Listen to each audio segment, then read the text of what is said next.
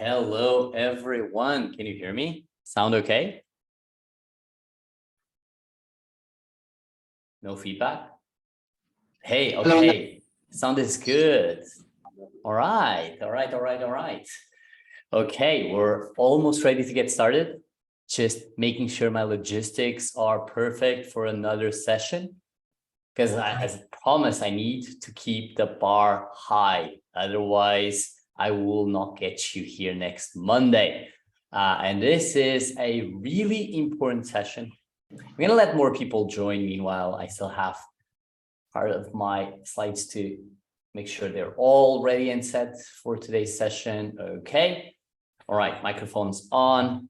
My very fancy Instagram ring LED light here flashing on my face because I mean this needs to look amazing for the recording, as you know. Okay, I'm ready on my side. It's gonna be two super packed hours. I think the difference between today's session and last week's session is that we're gonna cover quite a few more frameworks than last week. I mean, last week's a bit of an intro, half is an intro, half are frameworks. Today is gonna be full on frameworks.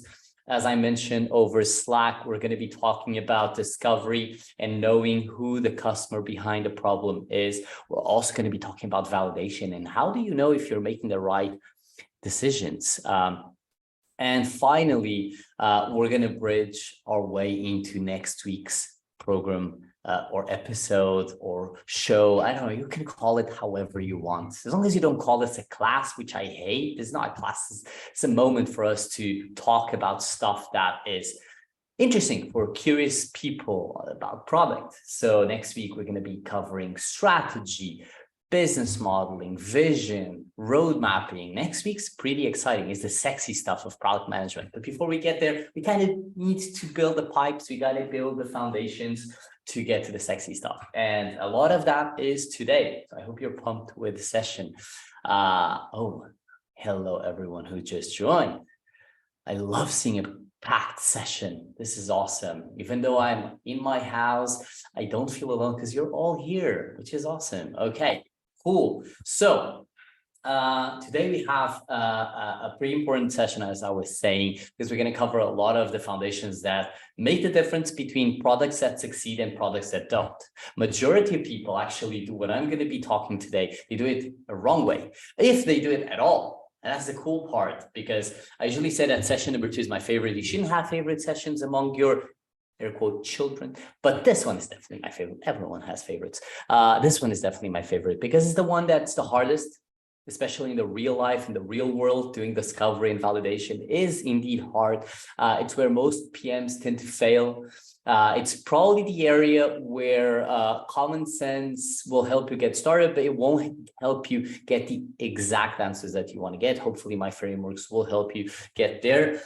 So it's kind of my favorite. I really enjoy doing this. There's a lot of examples. There's a bit of a discussion in the middle of today's session. So it's going to be full of stuff. And as you know, feel free to drop questions, to raise your hand, to interrupt me. I know the session by heart by now, so I will not lose my train of thought. You can happily send the toughest questions because they also make me think, and it makes the program unique. All right, are we ready to get started? All good? Everyone stretched, got a bit of coffee, bit of tea, bit of water. Everyone's ready. I know it's Monday, but I mean, this is the energy you got to have. So we good? Yeah, I'm seeing some vertical nodding. Okay, that's good. As you know, I'll put you on my right side. Oh, by the way, by the end of today's episode, we'll talk about our guest for Thursday. He wasn't supposed to be our guest, but I think his experience is so relevant right now that I couldn't miss out on having him on the program this month. I might actually bring more people from the outside because this conversation is going to be so cool. But back to and by the way, this is something that sometimes happens is I bring alumni of the program into some lunch and learns. It's almost as a special treat for everyone, including you in the future, that have joined the program. Might join some extra hot sessions. All right. Let's stop speaking about stuff that doesn't matter and let's go straight into the episode. So can you see my screen? All good? Yeah, all right. You know the drill, massive 1 month PM. And before I start, and by the way, it's the first time you're seeing this, but I generally recap a bit on the last episode, do a bit of those before we get started, right? Soap opera style. So last week, we saw quite a few things. We saw the difference between analog products and digital versions that are trying to solve for the same-ish, I say same, because the digital version is often so much more powerful that sometimes you don't even see them solving the same problem, but we saw the difference, and that augmentation of characteristics due to the tech layer makes a big difference. It compounds the value that you can offer, and the fact that each feature is a product by itself, you get this exponential creation of value. We also talked about the operational and business model being the biggest influence of a product's UX, a product's experience. And we saw how different products from different companies that sit in the same business model tend to be very similar. We talked about the e-commerce like Farfetch or Zalando. We also talked about social media like Twitter or TikTok. They're all based on the same dynamics, the same variables, because the UX follows the business model. Then we talked about the role of a product manager within an organization and how the very cool definition of a PM turning missions into products is how you definitely should explain what you do once you build products. But then, of course, you got to go deeper. And we talked about this definition of helping the team, coordination, planning, and the company hitting targets, ship the right product, meaning put in customers' hands, but with the right decisions. To the users, where you are a leader, almost of a union, representing them within the company to make sure that the company makes the right type of decisions. Otherwise, they vote with their wallets. Of course, core and center, the one thing I told you not to forget, that PMs must be in love with problems, not solutions. Solutions is a mean to an end. There's a typo there. It's a mean to an end, a way to get to problem solved. Then we jumped into our first frameworks last week. We talked about deciding what to build, where there's 3 pillars. We're going to explore pillar number 3. But the first one was about value, where we talked about the innovation gap, how a PM's job is to design and execute on a strategy that increases the value by creating and increasing the standards within an industry, and reduce cost by eliminating or reducing the standards that shouldn't be offered in the industry. Then we talked about risk, and we did our Instagram for Kids exercise, where we outlined 5 pillars of risk: desirability, usability, feasibility, viability, and ethical risks. And finally, we kicked off understanding users, and we talked how product management is about manipulation, but the right type of manipulation. And we discussed jobs to be done. We saw the difference between jobs to be done and personas, and how for products, jobs to be done, understanding why someone's hiring a product for which job they're trying to fill really matters for you to know how to manipulate people, because it's all about changing habits. We talked about the milkshake story. So in about 5 minutes or so, I recapped last week's episode. Any questions, anything that wasn't clear, or you'd like me to spend a couple of minutes going over again, or are we good to get started with today's session? Okay, we're good. All right, you can always interrupt, raise your hand, drop it in the chat. If I take a bit longer to answer the chat, it's just because managing it at the same time is not easy, but it's open here, so I'll take a look. All right, so we ended talking a bit about causality, anxieties, and motivations, right? That pyramid that gets you to the user profile, the customer profile, is the end goal of discovery. That's where you want to get. That's how you know who's behind the problem you're trying to solve for. We talked about causality, what causes a problem to rise. We talked about the anxieties that are created by being exposed to that problem. And we talked about the motivations, how you prioritize the decisions you make when you look for a product to fill up the job you're trying to solve for, you're hiring, the product you're hiring.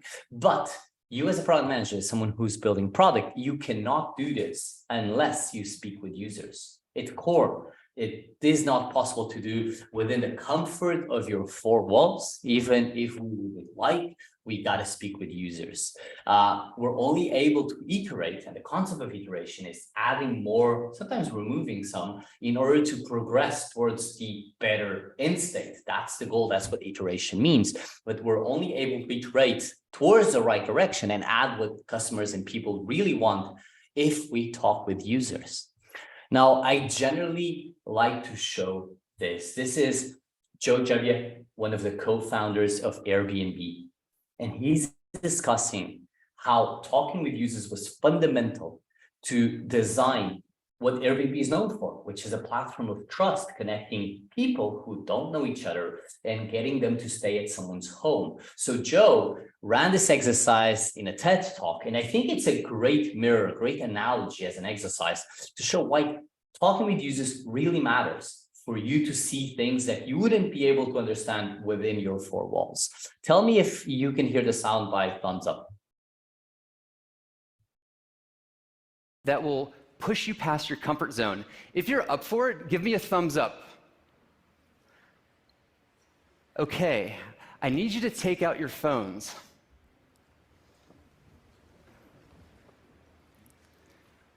Now that you have your phone out, I'd like you to unlock your phone. Now hand your unlocked phone to the person on your left.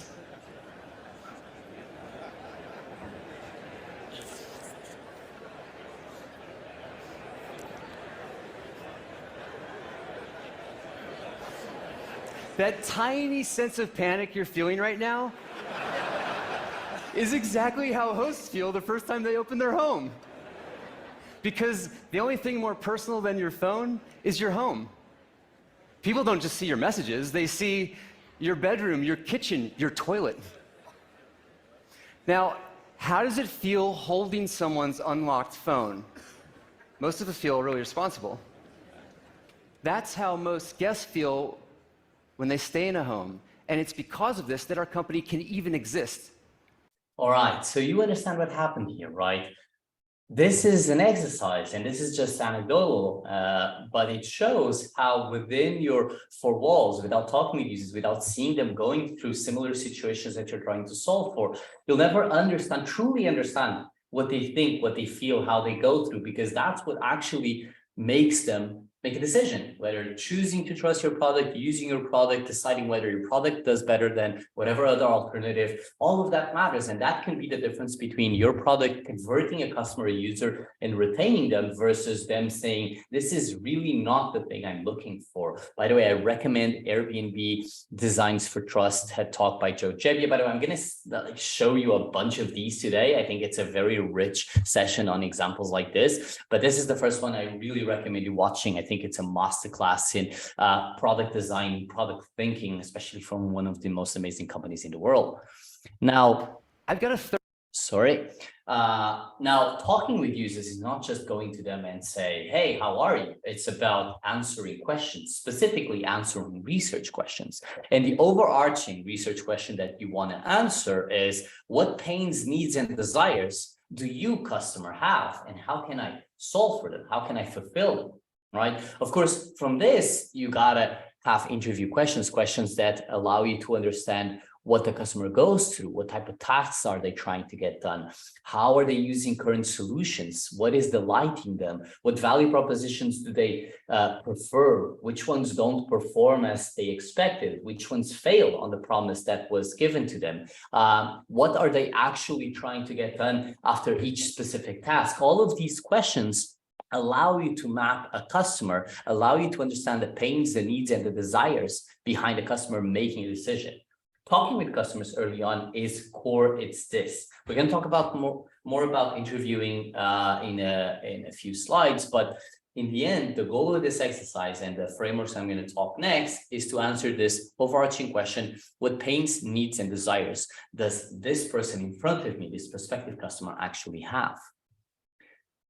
Now, most people, they're really not good at interviews. They suck. They think questions like, what should we add to the product? Or would you buy this? Would you use this if I built it? Or do you think my idea is any good? Like, all of these questions are bad. They don't give you proper data. The main reason is we as humans, we're bad at predicting the future. We don't know how we will behave and act. We oftentimes are very optimistic about some tough actions and tough decisions, and very pessimistic about what you enjoy or not in the future. It's only when we get there that we can actually see how we act. We might predict some things, but this type of questions will lead you to bad predictions. Now, a great recommendation is reading a book called The Mom Test by Rob Fitzpatrick. The Mom Test, which explains very well how to run proper interviews. The thesis is run interviews the same way, in a way that your mother, who loves you dearly and would say anything she can to make you happy, would still be a valid subject of an interview. And I'm going to give a bit of a spoiler, but the core principles behind the Mom Test are: one, run away from bad data. Bad data is anything that includes some hyperboles like I'll always do something or I'll never do something, or data that speaks in a future tense, like, oh, I will act this way, or I would do this, or I might buy, might use. All of this doesn't actually matter that much. Why? Because the type of data you want to focus on is past data.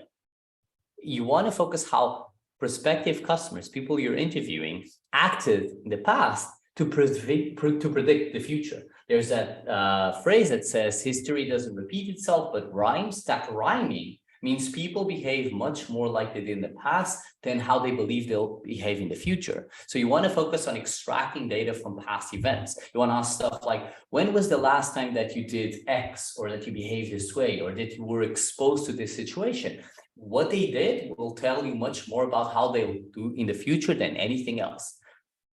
Number three, you want to find emotional triggers. Emotional triggers are stuff that makes people love something, be happy, hate something, be frustrated. Anything that creates a emotional event from someone is the type of things that make people change habits. If they hate something, they'll change it. If they love, they'll cling to it. So you want to really extract what people are emotional about, especially based on the events they did in the past. And number four, you don't want to use interviews to seek approval. When you're interviewing to answer research questions, you're not there to pitch your product. You're not there to sell anything. You're there to listen. I love the quote, use your mouth and ears in proportion. That means listen twice as much as you speak, because you're there to gather data, right? So these are the four core tenets of running proper interviews. And these interviews really matter. Why? Because if you don't talk with customers, you won't actually be able to answer the core question: what needs, what jobs, what pains, what desires are you looking for when being exposed to the problem I'm solving for? Now I'm going to leave this slide. Well, I can go over it. I generally leave some slides asynchronous for you guys to use whenever you need, but some core questions that really give out good answers are: what's the thing that you're trying to achieve, or what problem you're trying to solve? Understanding the problem and that job specifically in the customer's mind is super important for you to empathize with. Okay, this is how I can position my product. What do you do when solving these problems? This gives you the alternatives that they use or how they think about potential hiring products. What frustrates you or annoys you? This brings out the emotional stuff. What keeps you awake at night? This is a great question, especially in B2B, because I mean, nobody likes to not sleep regarding their tools in the job. So this brings a lot of anxieties into the conversation. Current solutions, what do you wish for more? Where are the promises failing? And what do they delight? What probably is a risk if you don't deliver? This is the type of questions that you want to bring to a conversation. Of course, there are many, many more, and the Mom Test actually covers quite a lot. It's a great template for you to run interviews, but these are some core questions that will bring the data. Now, it's really important that when you talk to customers, interview them, you actually document exactly what they say. Ideally, you want to record it. There's awesome software now to record and translate it, or get it as a transcript, because it's what is in between the lines, the way they say it, how they say it, that will make a big difference. If you just converge everything to bullet points or your idea of what they're saying, you're probably going to miss out on quite a few things. So this is a recommendation as you run your interviews. Now, how do you go from this to discovering what to build? Because we talked about a lot of foundational stuff. And even right now, we talked about talking with people. I mean, we're all experts at talking with people. We talk with people. Now, talking with people in a way that bridges into a process that lets you how to discover what to build. That's the hard part. Okay, so imagine that you ran your interviews and you talked to a bunch of people. And now you have a lot of recordings, a lot of data, a lot of paper and pages of information. How do we make this into a way that can be translated for a team to build a product. That's what we're going to be talking about. And to do this, I'm going to give you quite a few frameworks. The first one is the double diamond. Now, I'm not going to go deep into the double diamond. That's not the goal. I just use the double diamond to lay out two other frameworks that I am indeed going deep on. For those who don't know the double diamond, they talks about these two areas, two spaces, the problem space and the solution space. We talked about this in the first session, how a PM needs to live at the same time in the problem space or the opportunity space and the solution space, the way you see how you tackle the problem. The double diamond covers both of these spaces. Within the problem space, you generally start by looking for the needs, diverging towards all the different needs and problems that the customer goes through, only then to synthesizing and getting insights out of that diversion, out of those needs you discovered. Then you go to the solution space where you diverge again and you start ideating about ways to tackle those insights and tackle those problems, ending in a prototype or a combination of solutions that, well, converging into a way that you believe is the best way to tackle the challenge. Now, again, I'm not going to go deep into the double diamond. What I'm going to do is cover two tools, two frameworks that I merged together, all right? Because this process has been super useful for me and my teams to build and codify the way I and my teams understand the customer behind the problem.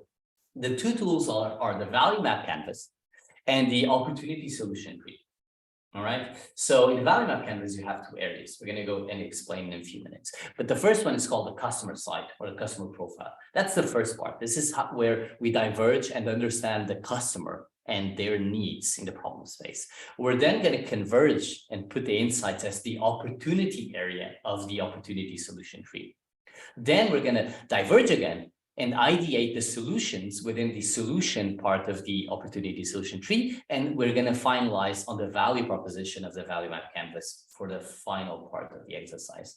Okay, so let's jump into the value map canvas, which is the first framework of our process. Now, you'll see that every single framework and template that I use are super simple. They're on purpose because there's so much stuff you as a PM need to do that if each framework itself is complex, then you'll end up not having time to cover end to end. So the value map canvas is a super simple framework with two charts. It has a customer segment on the right side, which are the characteristics that you observe, some you assume, then you verify about your market, and as a consequence, the people within your market. On the left side, you have the value proposition. And the value proposition are all the ways that you're proposing to come to market that fit the customer segment. But as I said, we got to start with the customer. We can't go to the value proposition yet. So let's start with the customer segment. This customer segment, normally you can use this pie chart, has three areas. The first area are customer pains. These pains are things that annoy your customer, things that hurt them, that create anxiety when facing either the problem or using their current product to face that problem. These are pains. These are the beauties, because normally people decide a lot based on pains. No one likes pain. The second part are gains, customer gains. These are the expectations and desires when solving the problem. They're the great things to add on top of an experience, right? They're things that they're not painful, but they would really add value when choosing a product to solve for a problem. And finally, you have jobs. The jobs are functionally the things that you want to check out of what you're hiring for. They can be characteristics, they can be specific actions, they can be things that are core to choosing a product or hiring a product to solve for a job. Okay, this is the first area that you want to fill. Now you take the customer interviews, everything, every piece of data, and your goal is to document and organize all of those data points based on whether they're pains, create anxiety, gains, they're delightful desires, or jobs, things that people just want to make sure it's done in a certain way.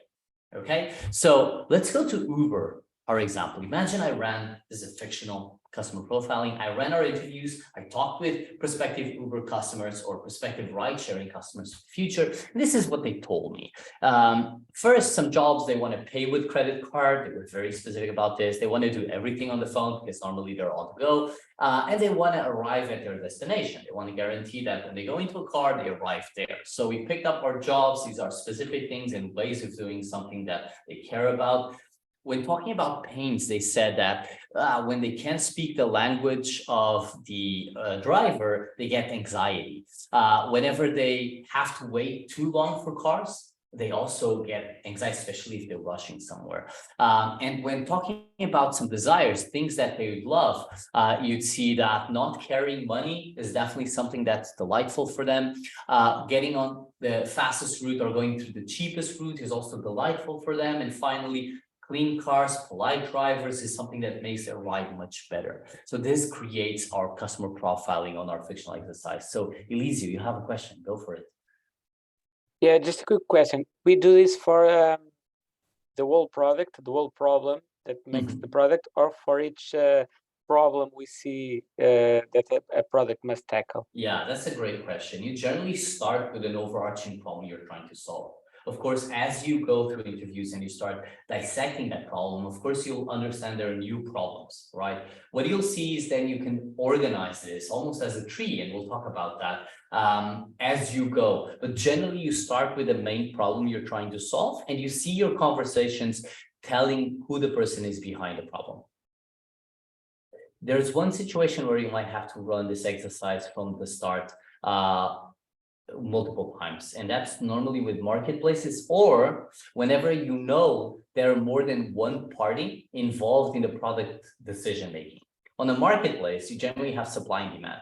If you don't crack supply and demand at the same time, your marketplace won't work. And both supply and demand, they have different needs, different problems. So you need to run this exercise twice. If you have a three-party marketplace, imagine Instagram, where they have, Instacart, where they have the couriers, the supermarkets, and the buyers. You also have to run this exercise 3 times because there's always a person behind. In SaaS, for example, when there's an admin or someone who buys and an agent, someone who uses, we also recommend running this exercise multiple times, depending on every single person or party involved in the product process.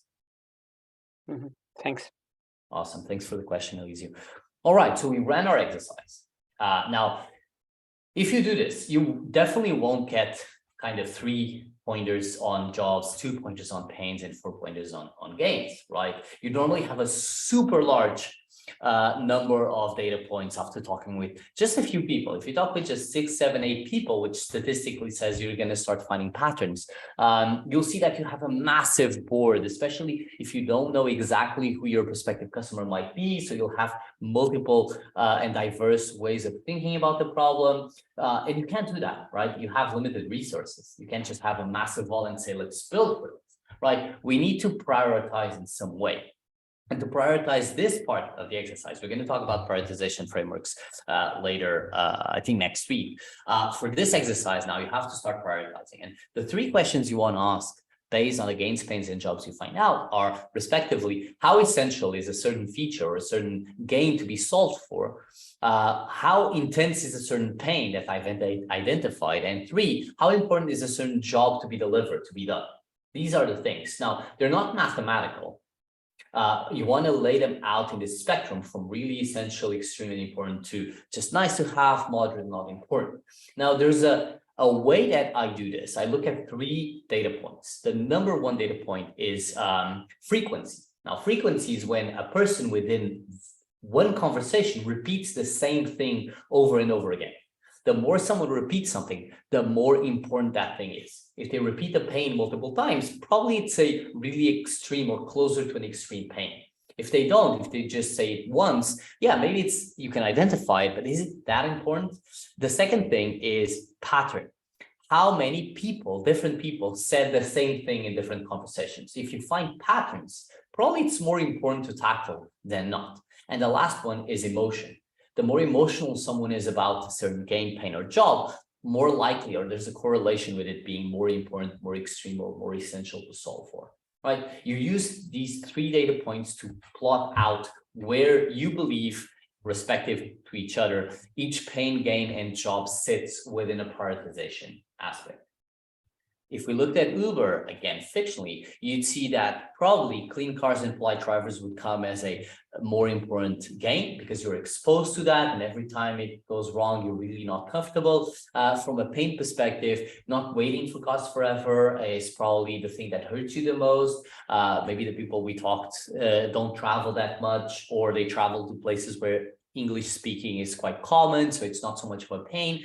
And in terms of jobs, arriving to the destination seems pretty important, and wanting to pay with credit card is a very specific thing that came up often in conversations. So with this, you have a first layer of prioritization that eventually will be very important for you to know how much can you tackle, because remember, you do not have unlimited resources. So by looking at the right side of the spectrums, you'll start having a feel of how much and what can you and should you tackle.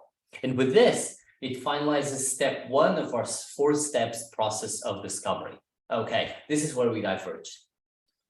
All good so far?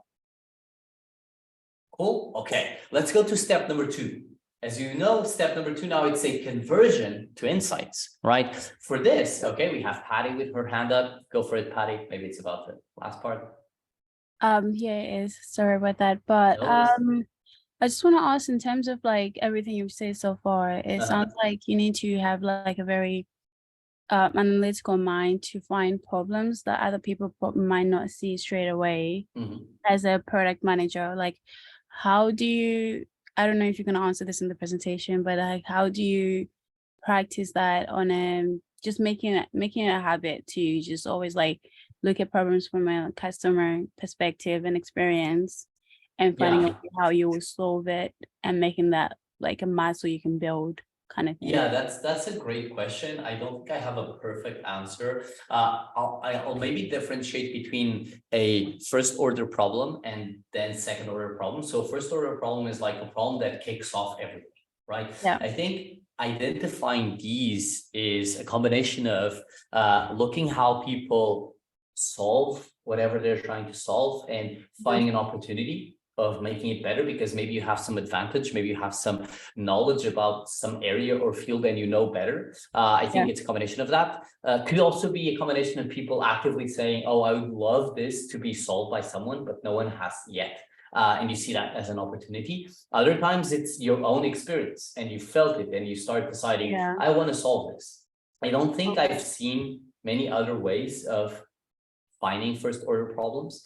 The second order problem, I think this is what we cover more, is your ability to dissect a problem between all of its parts. I'm going to talk about a framework called the opposite, but dissecting a problem in different parts is just a way of segmenting a large problem in smaller problems that you solve one by one to achieve an end goal of solving the problem. And I think that part is a bit easier because it's all about asking good questions. And then more than an analytic mind is more about organization and the way to create a map, a neural map of, okay, what variables influence the problem? So I would say is that, but I understand the first order problem is the hardest one maybe. Oh, okay, that makes sense. By the way, an anecdote, but actually truer. A great way to build successful, well, not successful, but to potentially build large companies is to look for a market leader that still uses fax machines. The probability of them having a lot of problems, and if they're a market leader, the market being very inefficient because of that is actually quite high. So it's just an anecdotal way of thinking, oh, this opportunity seems interesting. Let's see what problems exist because people act in a certain way. I think it's just, again, a way. Patty, did I answer it? Yeah, just the one part you said, I need to look for a market leader that has what kind of problems? No, it uses a fax machine. It's just a joke. It's Fax looking machine. Oh, okay. an old way of solving a modern problem. And probably they're doing more things like a fax machine. Yeah, I can think of a lot of companies that do that.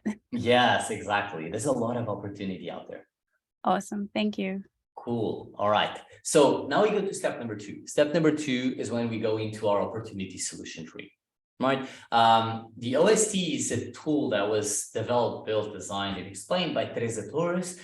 She wrote Continuous Discovery Habits. It's a book I deeply recommend if you're looking or trying to understand more about discovery. And she designed this tree that has 4 layers. The first layer is outcome. So where do you want to get? In this case, it's easy because we're talking about a specific problem. Maybe it could be a metric or a result that we want to get to. This is why it's super flexible, because you can define what you want to achieve. The second layer, which is where we're going to start, are the opportunities.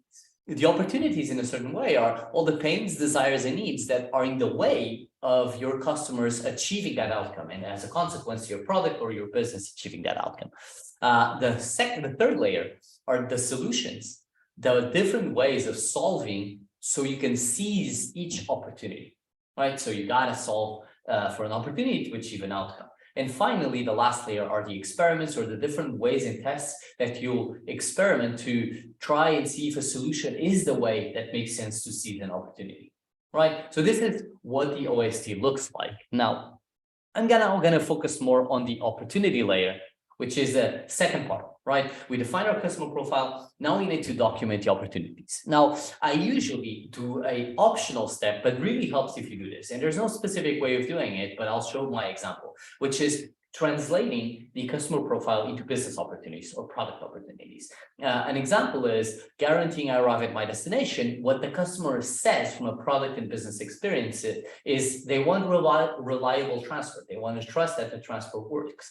If they say I want to do everything on my phone, what they want is a mobile experience. If they don't want to wait for cars forever, what they want is to make people wait the least amount of time. So you understand there's a small translation step that you don't need to do, by the way, it's optional, but it just helps people get into the same mindset. Like, I don't want to carry money. What it says is that it's supporting non-cash payments. That's the opportunity. So again, you don't need to do this because it's more important that the profiling is exactly as customers say, because that's how you don't lose information by translating stuff. And on this step, because you have the source of truth, some translation, some product and business translation could make sense. So after running this step, you start by creating your tree. All the ways that are standing in this case from growing Uber riders. You'll grow Uber riders if you provide a cheaper price per kilometer, if you get reliable transportation, if you support non-cash payments, if you have the fastest and cheapest ride sharing, if you make people wait the least amount of time, if people can communicate, if you only allow clean cars and polite drivers, and if you support the mobile experience. So you can see all these opportunities, if seized, they'll deliver, or you believe they'll deliver more riders to the business, right? Of course, in the previous example, you also prioritized. You decided, oh, I'll only tackle the ones that are the closest to the right of the spectrum and not everything because I don't have resources. Now, there's no mathematics to say how many can we tackle. A lot of that has to do with your experience, with your understanding of the problem space, of the maturity of your team, knowing how much they can do in a specific timeline. But let's assume for the sake of this exercise, we could tackle 4 opportunities in the next roadmap, in the next quarter, maybe 6 months. And you'd say, okay, looking at the prioritization data, I would start by providing cheaper prices. I would get reliable transport. I would make people wait the least amount of time, and I would only allow clean cars and polite drivers. Basically, what you're saying is, these are the things that I believe have the highest probability of delivering on the outcome that I'm looking for, growing Uber riders. All right, and this is step number 2. With this, you're done. You convert into the main insights in terms of opportunities that you believe if you solve for, there is a higher likelihood of your problem succeeding. Cool? All right. All right, we're good. Let's see if we're good. We're going to do a breakout room time. And this is the weird moment that I'm going to split you guys in rooms and I'm going to give you an opportunity of running this exercise. It's super simple. All right. The question I'm asking is, imagine that you are a product team trying to think about the future of a banking app, right? You know, most people, maybe yourself, you use let's call it a traditional bank app. You already use an app, but it's one of those apps connected to your traditional bank. Maybe it's limited, maybe you see opportunities there. But I want to understand is, what are these opportunities? Imagine I'm the CEO of this neobank that's trying to build a future, and I'm challenging you to tell me what opportunities could I seize. Now, before I break you guys up, there's multiple ways you can tackle this, right? You can tackle this by choosing one person to be almost a person to be interviewed. And you're going to try to profile them and try to see what opportunities, or you can all pitch in as your subject of an interview and say, look, I see this problem. I'm focusing on the opportunity. Okay. The 2 ways of solving this. Second tip, don't focus on solutions. All right. It's not about the feature. It's not about how you build something. It's about the problems that you see and how you feel about the problems. Transform them in opportunities. All right. Does that make sense? Okay, I'm gonna create breakout rooms. We're gonna do around 4 to 5 people per room. I'm gonna give you guys around 6 minutes It's a very random number. I love random numbers. And then I'll bring you back after the 6 minutes and we'll have people volunteering, hopefully volunteering, to give their overview of opportunities. All right, banking app, don't forget, choose your approach, think opportunities and problems, not solutions. Everyone ready? You love how I kind of stop to see if everyone's ready, but it does actually makes no difference because I'm gonna open the rooms now and you're gonna disappear. See you guys in 6 minutes.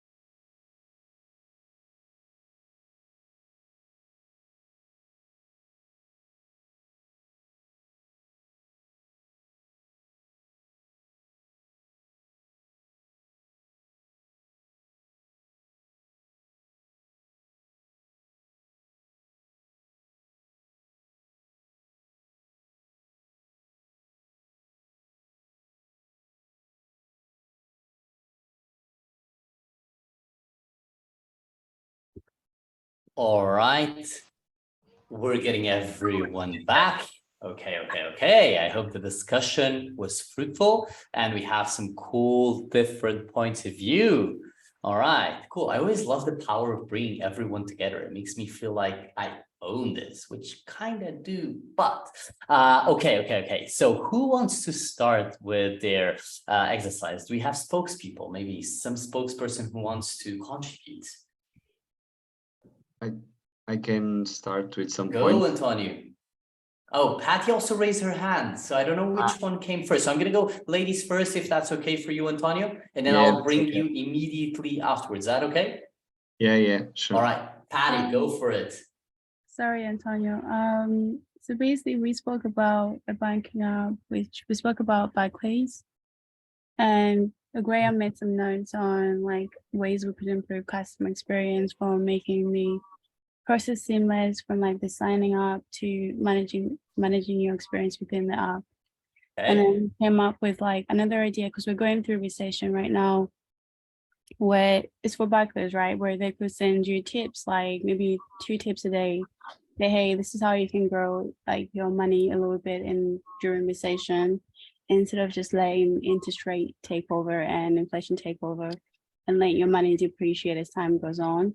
So that could be something that could improve customer experience, because most of the time, especially if Barclays has been around for I don't know how many years, they're just used to the old ways of like managing money rather than thinking about, because now a lot of people think about, okay, how do I invest in shares? How do I get this? How do I do that? So that kind of mindset would help in terms of customer experience as well.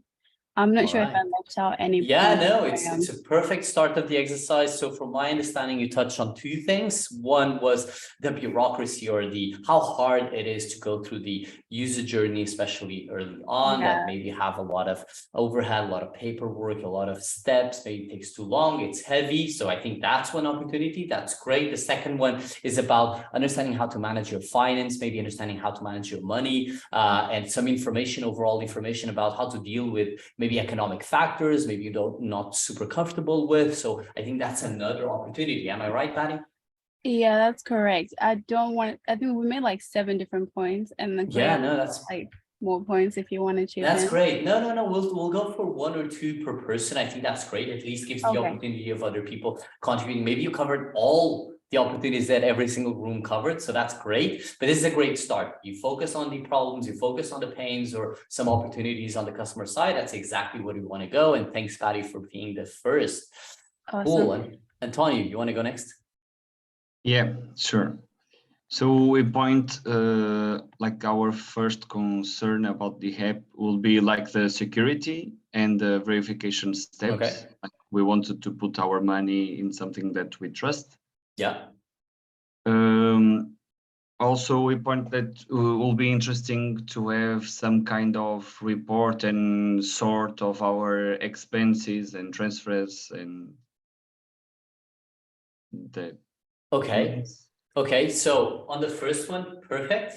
I think you nailed on the security. People have this anxiety of like, is my money going to be safe? I worked really hard to access it. So I want to guarantee that whenever I put it in a specific app and know it's not going to go anywhere. I think that's great in terms of problem. The second one you mentioned, report. The report is very likely already a solution towards seeing something. You then said managing my expenses or categorizing it. I think that's a more interesting opportunity. Is like, how do I know maybe I'm spending in the right direction, or that I'm keeping a tab on if I had an extra cost or not this month, if my habits are correct or not. The report is more a way of knowing that. So the solution, maybe there's different ways of reporting that. Instead of just a report, could be a different way. Could be a notification, can be a UI that tells you, but that's solution. So we focus more on the problem we're trying to solve.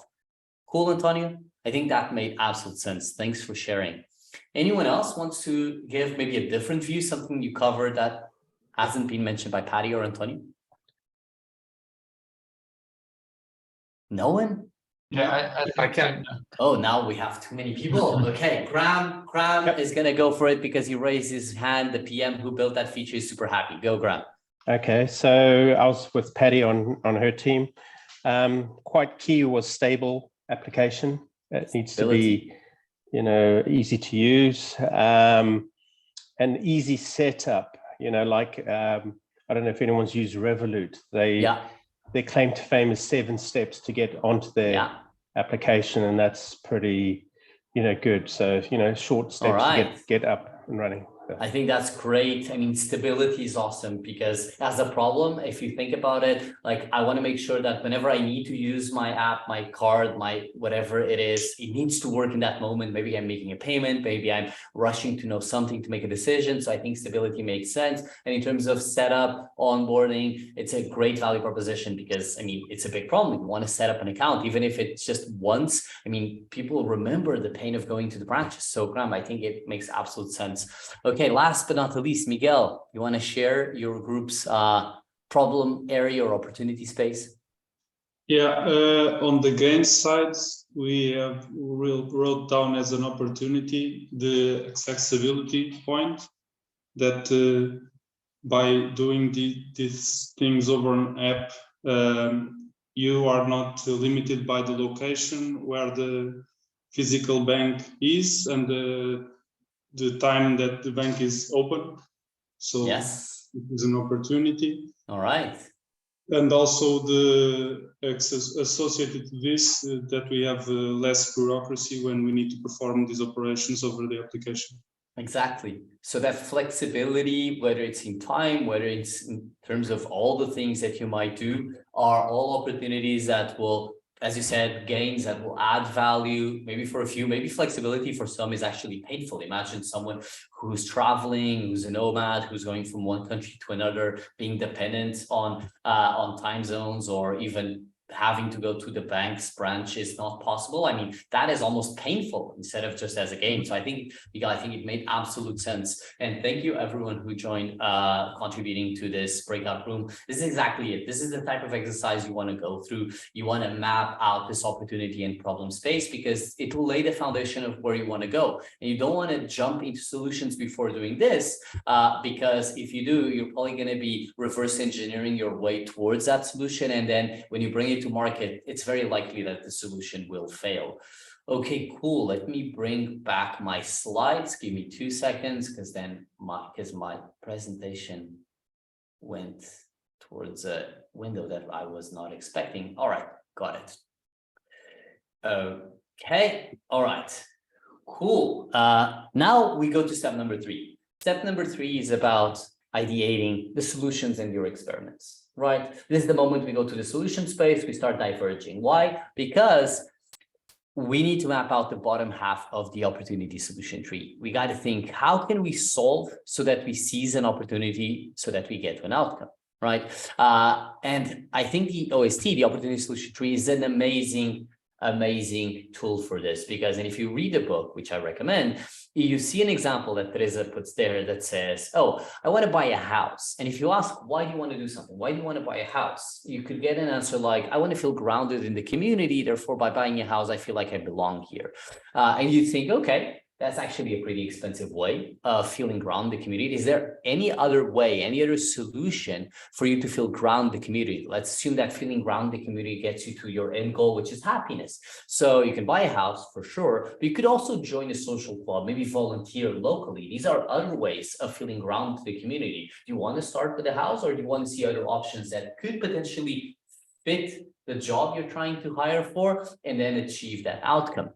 The exercise of the solution diversion here is to look at all the different ways you can solve for an opportunity, or solve a pain, gain, or job, so that you can achieve an outcome through the best way possible. So imagine we would do this exercise for our Uber example. Like you look at the priorities, providing cheaper price per kilometer, supporting non-cash, etc., and you'd start running an ideation exercise. An ideation exercise is simple as imagine a white canvas where everyone's contributing towards, okay, I believe, or it's contributing, what I believe we could solve for this problem by doing A, by doing B, by doing C. All right, the goal is to actually put different ideas, different options, different solutions on the table. It doesn't matter so much if it's super complex or not, as long as it's feasible from a picture, from a almost laws of physics point of view, you want to put it there because the experiment layer will tell you, can we actually get there or not? Let's look at an example, and remember that generally I recommend you do this for the prioritized opportunities, because if you don't, you're going to have a way too wide tree of opportunities that you're not going to actually tackle right now. So you want to prioritize the ones you're focusing on. So imagine that you'd be prioritizing supporting non-cash payments. You could see two ways of tackling this. You can integrate with a credit card provider. You could think about Stripe, maybe you could think about Adyen, or you can also create an Uber credit card and say people will have to have an Uber credit card to use non-cash in our cars. And you assess both options, you start experimenting, and you see that the integration with a credit card provider is actually quite fast. They have APIs, your engineers can integrate it, maybe have some low or no code options of doing it. Seems interesting. And then you'd go to see the Uber credit card and start realizing, oh, I need a financial infrastructure. I need to work with banks. I need to be compliant. I need to hold people's funds. Okay, this experiment is starting to look pretty complex, but this is the goal. The goal is to lay out different approaches so that in the end, you're making an informed decision of a way to tackle the opportunity, and you guaranteed it's the best way because you compared it with other versions of it. This is the goal. The goal of ideation, and step number 3 is doing this exercise as a team together and thinking, what ways can we solve for an opportunity? This is also the reason why that translation step becomes really important, because the moment you translate it in a way that everyone within a squad, within a team or an org understands what it means, their ability to contribute with possible solutions becomes easier. They know that supporting non-cash payments means that they need to have a way for people to use the card, maybe pay directly in the app, maybe pay directly in the desktop. Their funds need to be available so that you can transfer the funds to the provider, et cetera, et cetera. So you at least start understanding the opportunity or the problem context so that people can ideate on possible solutions. Of course, the next step is experimentation, right? Because when you run the experiments, the goal is to think, what is a small version of this solution that I could possibly build, and see if this solution is actually a great way of achieving an opportunity. So instead of building a massive, big solution, something too big, you start small, and that first data will tell you, should we keep investing? An example I usually give is different models of transportation. So imagine you're trying to get cheaper prices per kilometer, and you think, okay, one solution is maybe we can have different types of cars. Maybe our first cars are Mercedes or BMWs, they're quite expensive, and people driving it, they charge X amount an hour or X amount a kilometer, and we want to do cheaper. And maybe we could run a cheaper model. It could be a Smart, could be just a cheaper model, not just a 2-person car. And imagine Uber was already running in 50 cities across the world. Would you launch this model across the 50 cities? Maybe not. Maybe you don't want to onboard something that you're not sure if it's the best way to achieve cheaper price per kilometer. So you decide that you're going to run an experiment. Maybe you're going to select one city. Maybe you're going to onboard maybe 1,000 drivers. Maybe you're going to run that in the south part of the city. So you control it in a way that's easier for you to launch, to run, to get data that will tell you, did we achieve cheaper price per kilometer in this controlled experiment? If yes, let's start expanding. If no, no loss. We didn't actually roll out across every single customer and user. All right, this is the goal of the experiment layer. It kind of protects you from putting too much effort, too many resources in something that eventually might actually not work. I also recommend experimenting with different approaches to the same solution. The example I usually give is, again, in the different modes of transportation, if we're looking to provide a cheaper price per kilometer, we could launch, as I said, in Lisbon, maybe with 1,000 drivers. We could also launch a completely different experiment, maybe in Paris, with a bus or a van. Or we could even test a completely different approach by allowing strangers to share one car and splitting the bill between multiple people. Again, different ways of solving for a same solution to solve for the same opportunity. The experimentation allow you to tackle different ways, because in the end, yes, you want to try a different mode of transportation, but that doesn't mean it's only one version. Maybe it's all of them, or maybe one of them will be better than the other at delivering on your end goal, right? This opportunity tree allows you to experiment all of this. And finally, we get to step number 4. Step 4 is when we converge into our value proposition, into what do we believe the product needs to look like, so that when we go to the market, customers say, yes, this fits how I think about my problem. And this is the left part of the value map canvas. So we go back full circle into the value map canvas. And in this area, you have the same 3 sections. Now you have game creators, which are the features and functionalities and values that deliver on the gains that customers look for. The pain relievers, the features and experiences that eliminate or reduce the pains that they feel, and the actual products and services. So how do you package and distribute the product to solve for the specific jobs that you identified?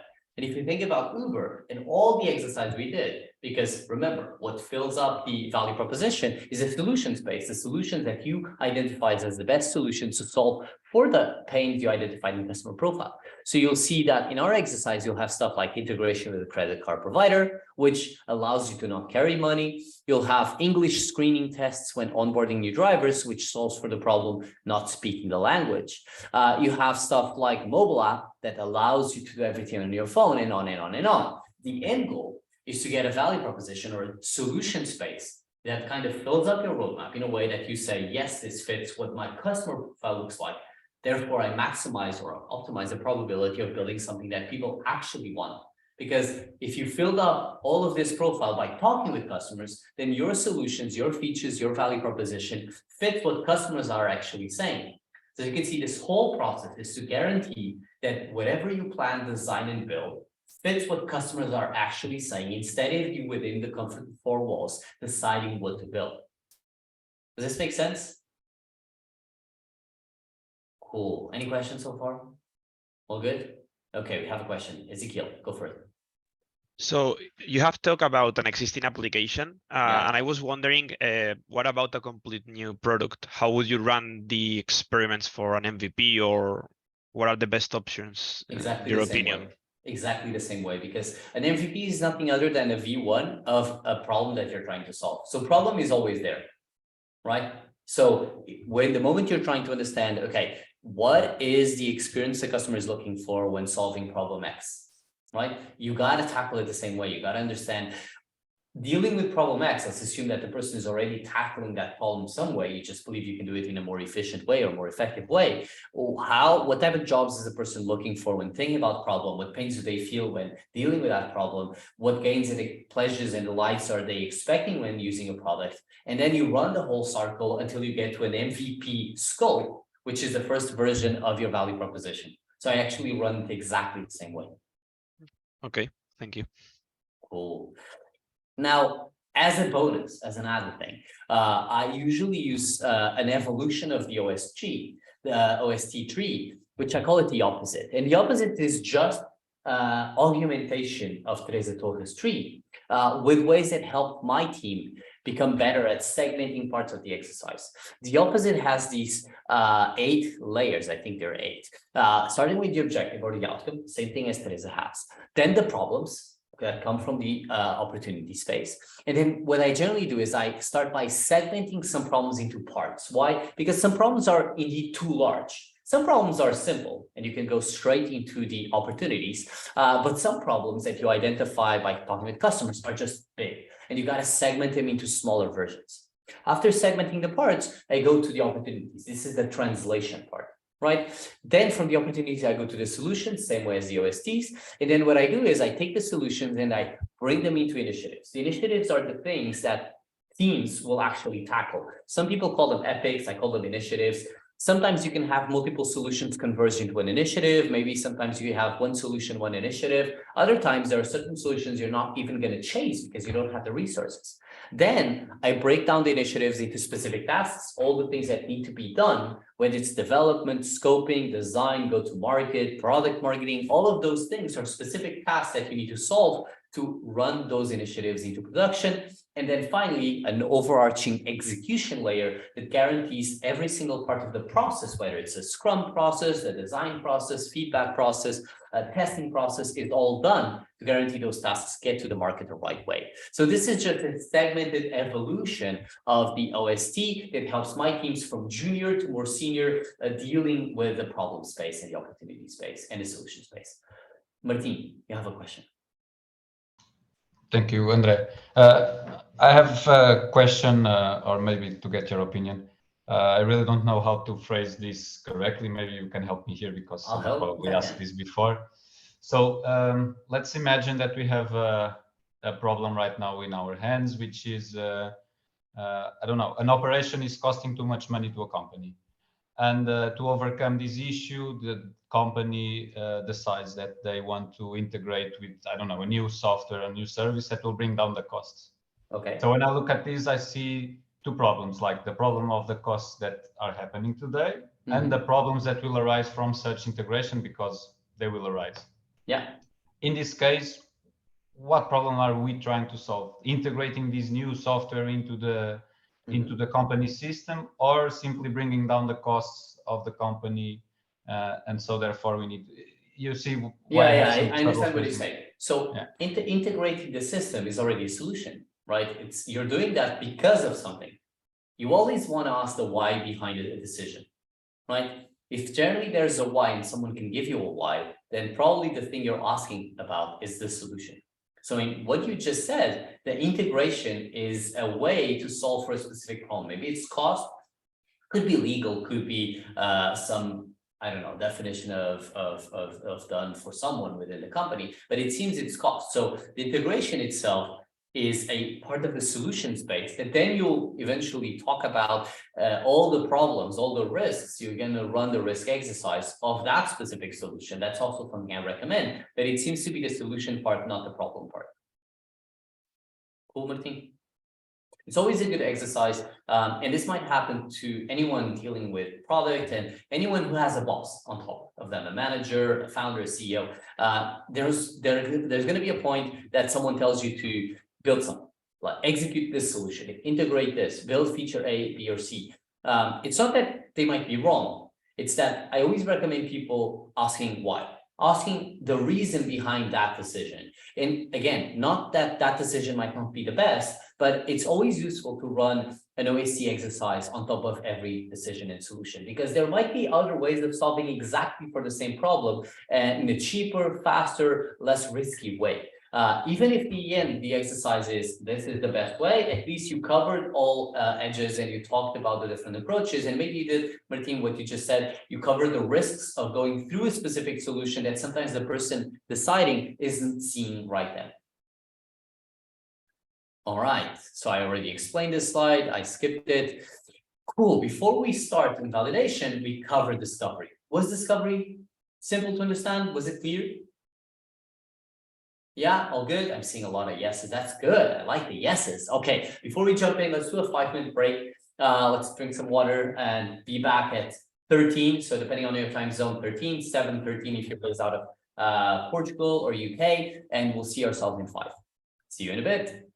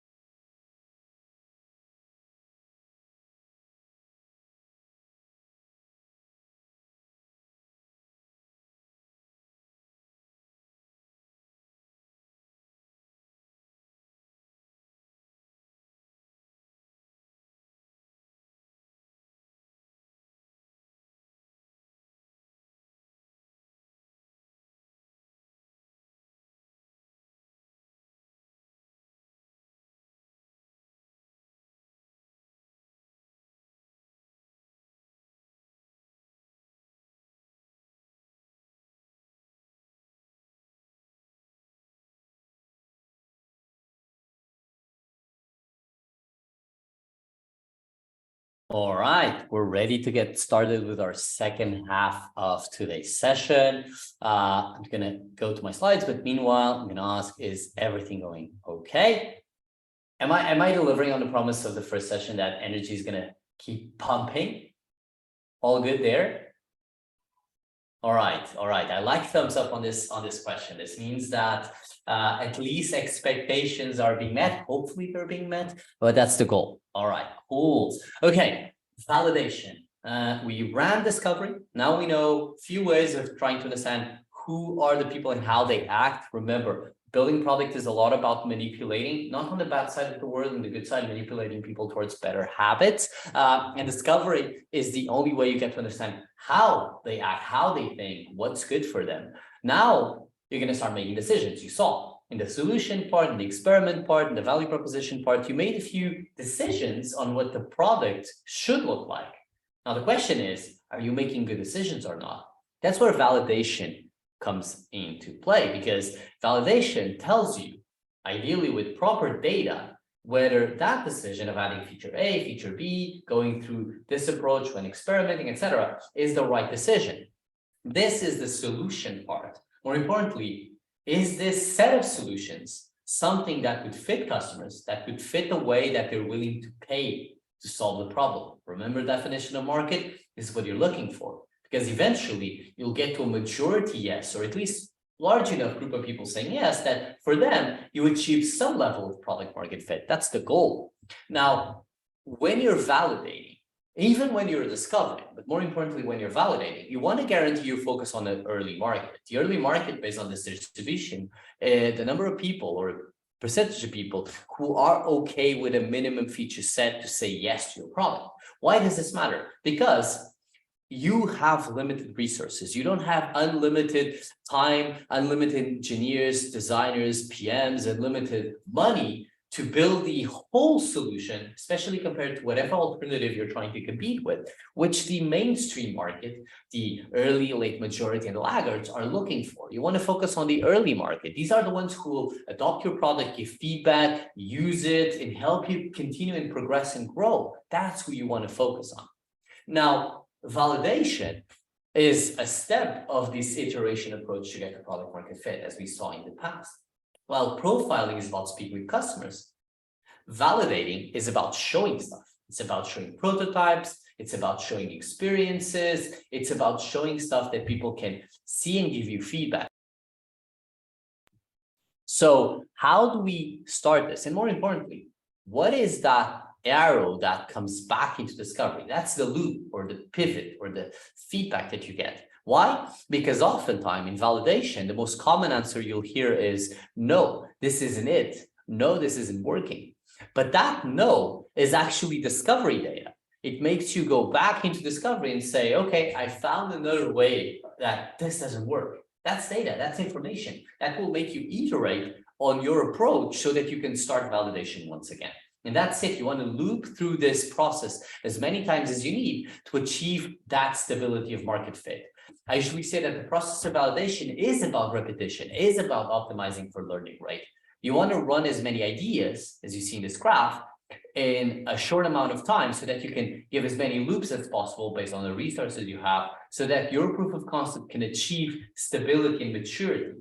In the end of the day, this repetition process has the goal of testing different risks with small experiments so that you find which ones are right, which ones are wrong, so that you incorporate that in the final product. And you want to do that in a fast, cheap way, ideally putting this in customers' hands. All right.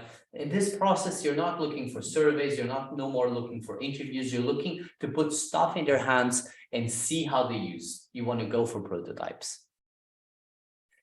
I love this quote from Reid Hoffman that says, if you're not embarrassed by the first version of your product, you launched it too late.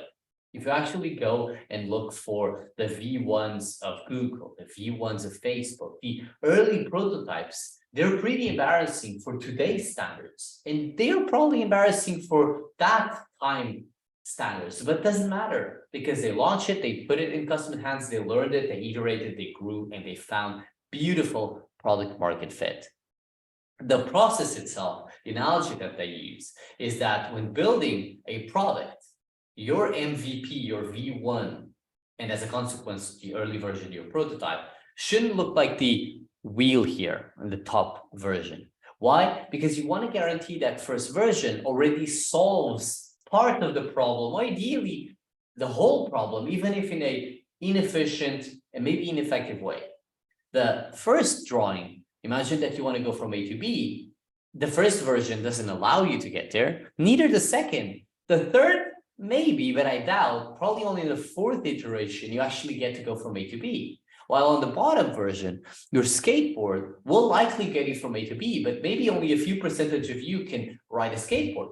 Maybe there's another percentage of you that has some balancing issues and needs a handlebar. So you get to a kick scooter. But probably some of you want to go from A to B quite fast.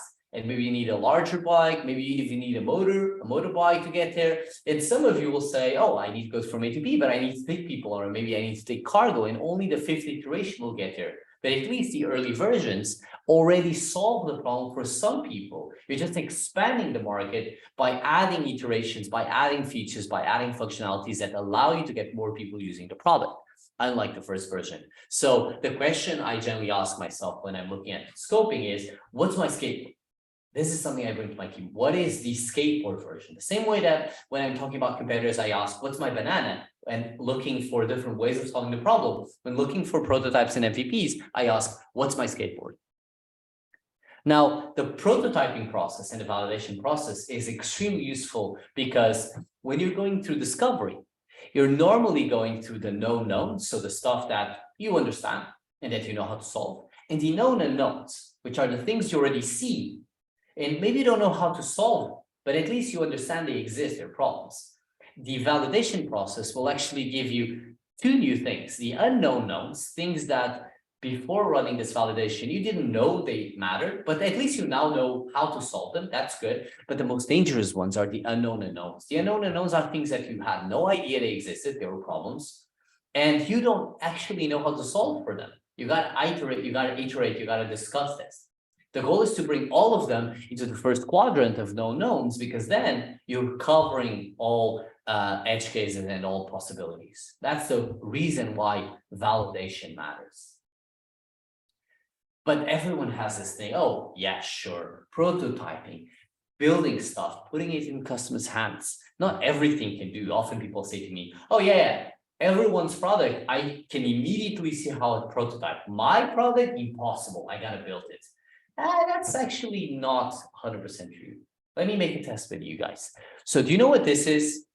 This is Google Glass, right? On the right side, you see a teaser of Google Glass, something that sits on your head, gives you these small notifications, maps, directions right on top of your eye, hardware, software, augmented reality, all of this beautiful product. Right, even the mustache comes with Google Glass, so it looks amazing. So I have a question for you. Actually, I'm gonna let the head of engineering of Google Glass ask you guys a question. Now, I'm gonna ask you a really simple question about Google Glass. How would you prototype this experience? How long do you think it would take you to make the first working version of a heads-up display? All right. That's the question. You can use the chat to put the number there. How long do you think this product, building the first working version, first working prototype of this version took? 1 year. Abba said 1 year. More bets. 1.5 years. Okay, so we're in the 1.5 years, so 18 months. Bernardo goes for 5 years. It's a complex product, right? Software, hardware, augmented reality, tough. We have Leo. Leo is very confident. 3 years. Ezekiel is going crazy. You can do that even before ending this whole program, 8 hours. I'd be very interested working with you, Ezekiel. You must be hardcore. 2 years. So we have quite a wide range of possibilities. Let's see what is the real answer, the time this Google team took to build the first working prototype of Google Glass. A little bit on the long side. The answer is 1 day. 1 day. So Lucy actually gave the right answer. 1 day if you do glasses with drawings in for the faces. In reality, they did it in 1 day. It's not just drawings in your face. They actually built a working prototype of Google Glass in 1 day. this is it. This is what the working prototype of Google Glass looks. And that actually, that lady there, she's a pretty famous eyewear designer. She designed it, and she's very likely looking in the mirror, shocked at what these engineers just built. But it doesn't matter, because one, it works. Two, it validated some assumptions like, can we put a processor on my head? Can we stick a plexiglass on hanging to that processor, putting data, getting data in? Can we connect this to a energy source? Can we put this on top of a frame of glasses? Can we do it? And they actually proved they could. If you actually see the evolution of that prototype, starting on the top right, you can see the prototype starts getting slimmer, lighter, but fancier. They even test with phones before reducing the components up until in the bottom right, the last version, the version they marketed, and that you saw in the video that you saw the guy with the mustache actually wearing. So even Google Glass went through a prototyping experience to test and validate things. So if Google Glass can do this, every single product can do this as well. Now, how do you get to the prototype, right? How do you build something that you can put in customers' hands and test your assumptions? We have a few steps here. Step number one, you actually already started, which is your blueprint, your OST, your whole discovery process is the beginning of your prototyping exercise. I generally look more towards the experimentation layer here in the solution part, because they show the smallest version of how you can experiment a solution. Step number two, I generally recommend breadboarding. So breadboarding is an exercise based out of Basecamp, which is, I recommend you reading a book, Basecamp. Shape Up from Basecamp. Sorry, the book is called Shape Up from Basecamp. And in that book, in Shape Up, they run an exercise called breadboarding, where you very simply map out the different experiences of solving a problem. In this case, you can actually run it as screens, and then all the actions within that specific screen or step of the process and what it does. So in this case, imagine that you have an invoice experience and it's a payment experience, right? And you want to turn on AutoPay and you're within the invoice page. And when you click turn AutoPay, you go to the setup AutoPay in this section here. Within the setup AutoPay, you're going to see credit card fields, you're going to see a logo, you're going to see a submit button. When you click the submit button, you see the confirmation page and the thank you page. And on and on and on. And you can actually breadboard without designing anything, just a clean map of screens, actions, and fields that you're expecting to have in your solution. Now, breadboarding is core because you want to go to step 3, which is called fact markering. Now, fact markering, also based on Shape Up, is when you take the breadboard experience and you start drawing with a fact marker, you know, one of those markers you write on the board, what an experience could look like based on the breadboard. All right, so imagine that you breadboarded a calendar and you wrote that you have to have different days, you have to have different dates, you have to have different events happening, you have to have an action of adding an event, and you start fact markering the version on the left, what it could look like. This is just a low fidelity intro into what the experience could look like. So you run all of these for all the breadboard. As you can see in Shape Up, they actually transformed the list left version into this higher fidelity experience within Basecamp's product. Step number 4 is about building your back end. All right, I call it, well, I don't call it, the theory calls it Concierge or Wizard of Oz. And what it does is the backend part of a product is all the functionality or the functions, everything that makes the product actually work, right? Now, in the beginning, in a prototype, you don't actually want to build this. You want to do what's called fake it till you make it, because you want to test a prototype in a reality that looks like reality without actually having to build it. And for this, I always recommend the concierge approach of using people and automations. People, because some processes you just need to make look like the product did it, even if a person in the background did it. Automations, because nowadays you have so many no-code and low-code tools. By the way, a plug do run for the no-code program of 1PM. You get to learn all of these. But all of these automations help you actually build technology without coding it, which is super useful when you're trying to test new things. The example I generally give on a company that ran this concierge approach is Expensify. So Expensify, which is an awesome product that allows you to take photos of your invoices and receipts with your camera. What they did is, instead of building all the technology early on to read the invoice, transform it into data, and then automatically submit it to your invoicing, because that's hard tech, what they did was they allowed you to take a photo, and then the founders actually took the photos, sent it through Mechanical Turk from Amazon to developing countries where a person at a very, very low cost would be typing by hand these invoices into a spreadsheet and then send the spreadsheet back. And they would send the spreadsheet automatically done to the person who took the photo. The person would think a lot of technology just happened and I just got my photo into an Excel sheet. But in reality, there was a concierge, someone doing it by hand. That was all that was needed to prove that Expensify had market fit. People actually wanted to take photos from their invoices and then wanted to use the product, were willing to pay for the product, which then funded the ability of hiring engineering, build a product, remove that layer, which nowadays GDPR would be very happy for, and actually deliver a product as was promised. So this backend part is, how can I use people and automations to kind of fake the backend, just so I can test the experience and see if people would actually use it? That's step number 4. Step number 5 is building your front end. And generally, you build your front end using fidelity testing. Fidelity testing is basically how polished is the version. A low fidelity is low polished, meaning that it's maybe a wireframe, it's maybe something you draw out of a napkin, it's something that is very easily created just to prove some assumptions.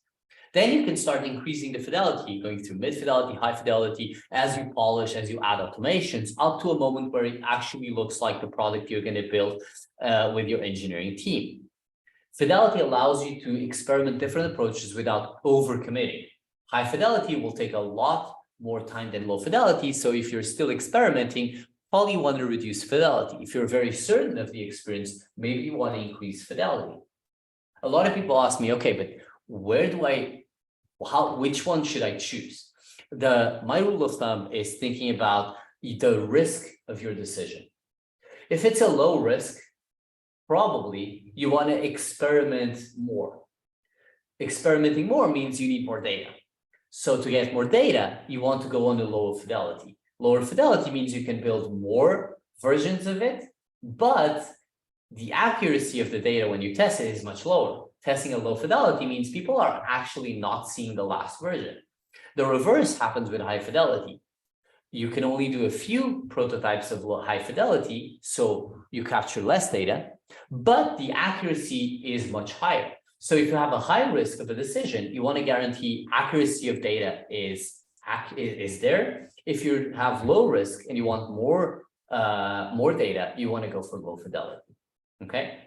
So Balu, you have a question. For mockups on step 5, is something you do on your own, you have your designer do it? Okay, so that's a great question. I think it depends. If you have a designer and you believe that their time working alongside fidelity prototypes is the best place they can spend their time, then definitely use your designer. And then, of course, you can run lower, higher, mid fidelity. If you don't have a designer, well, first, you don't have the option of having a designer do it, right? You have to do it yourself. Now, you have different approaches. You can use a low-code tool or a low mockup, low-effort mockup tool, called Samek. You can even use Miro for that. I'm going to talk about that in a few minutes. Or maybe you could outsource. You could outsource to an agency or someone who could wireframe or mock up for you. But generally, when I have design on a team, I do bring the designers into this process because mocking up these prototypes is part of the design process as they go through the process of understanding what UX should look like. Does that make sense, Balu? Yep. All right. Thanks for the question.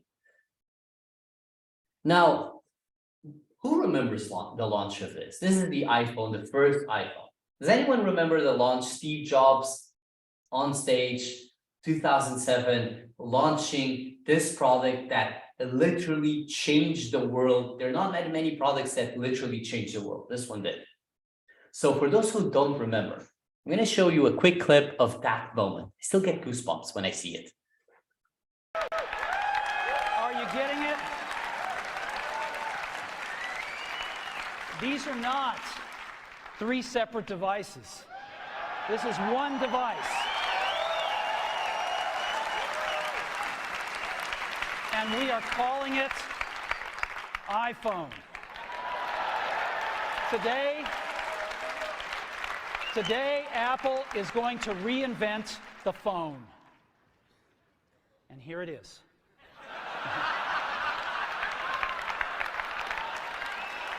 I don't know if a lot of people remember this, but on the moment that, and I think Steve Jobs knew how pivotal this moment for Apple would look like. In that moment, he decides to make a joke on stage. He doesn't show the actual iPhone there, he just shows it afterwards. But in that moment, he decides to show that.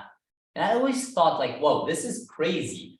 First of all, I would kill for an audience to be cheering for a product I'm building. I never had that. Hopefully I have that in the future, but not today. But that joke there always got me like, why? Why would he show something that you can identify an iPod there? What is this? Until I actually saw an awesome documentary on YouTube from the team behind the iPhone.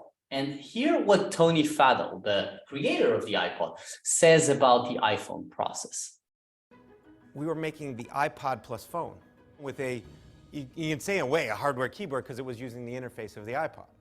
Well, we tried, I think, 30, 40 different ways of making the wheel not become a old rotary phone dial, right? And nothing seemed logical or intuitive. So you see what happened here. In reality, this is a prototype, an actual prototype, a version of the iPhone that was being tested for writing, navigation on top of the iPod platform. So even Apple ran a prototyping process for a phone that seemed like magical, for a product that seemed magical, that seemed that it came out of Steve Jobs' mind exactly as you see it, which is not true. And I really recommend you seeing the documentary called Behind the Glass. It's available on YouTube. It's magical in the product process. You'll actually see a lot of cool things you wouldn't expect on the iPhone creation process. All right, so prototyping, right? We're looking at the steps, but everyone wants this cheat sheet. Like, how do I do that? I'm in a rush. Like, okay, these are my 5 principles for prototyping. Number 1, focus. Focus on the job pins and gains that you really want to tackle. Otherwise, you're going to spend too much time on nice to haves. 2, start with simple solutions. All right. Prototypes can become very complex. Don't. Start small, start simple. 3, use tools you're comfortable. If you're not comfortable with complex design tools like InVision or Figma, don't. Go with simple stuff. I'll show you a couple examples. Number 4, don't reinvent the wheel. It's okay to steal how others do it, as long as you're prototyping and testing.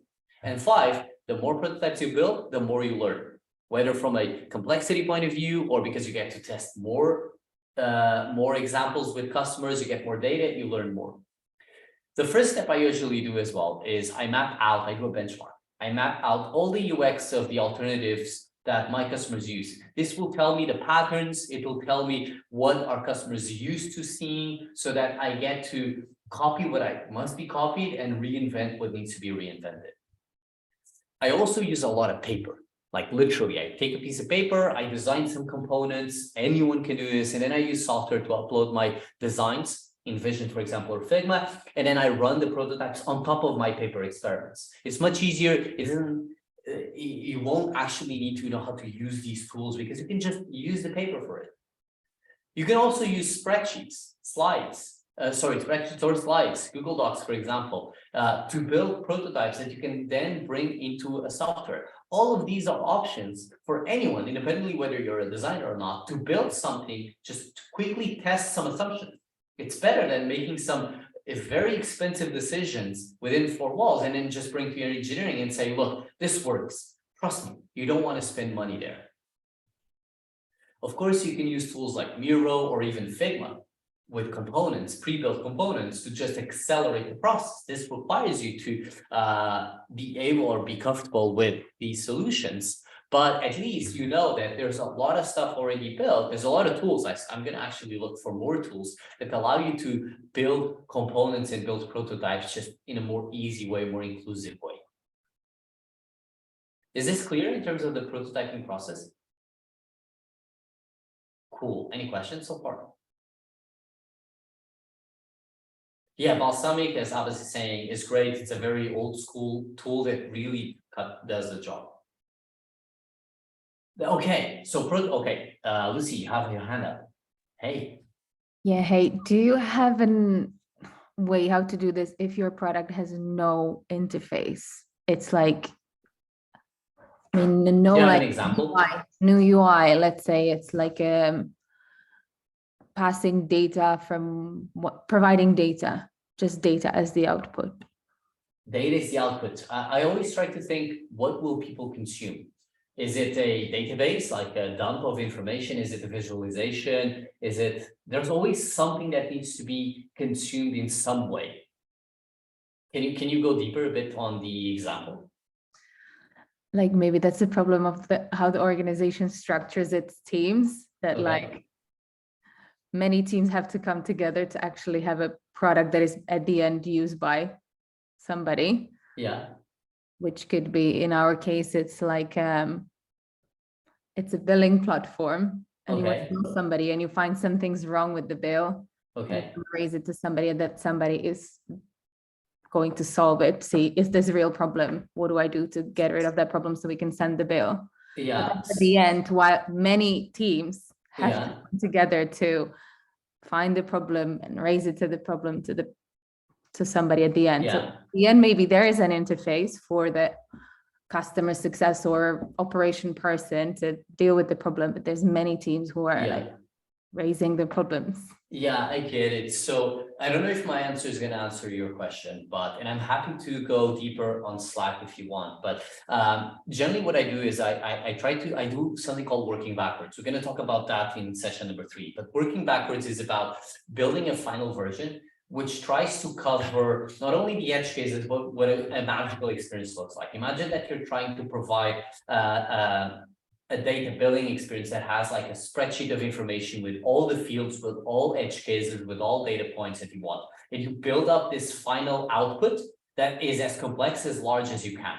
It kind of tries to cover all cases, right? And you validate with the customer ideally if that output would make sense from an architecture perspective, from data points perspective, et cetera, et cetera. Probably they'll say yes, or this is missing, or this type of data point is different.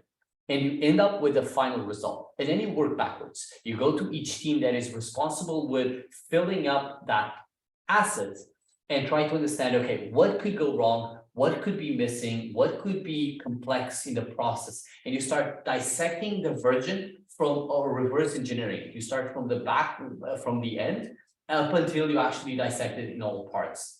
I mean, this works well for dumps of data that you got to deliver. It also works well for algorithms, which also don't have interface. It works for anything that has a final version, but you want to work backwards to a simpler version.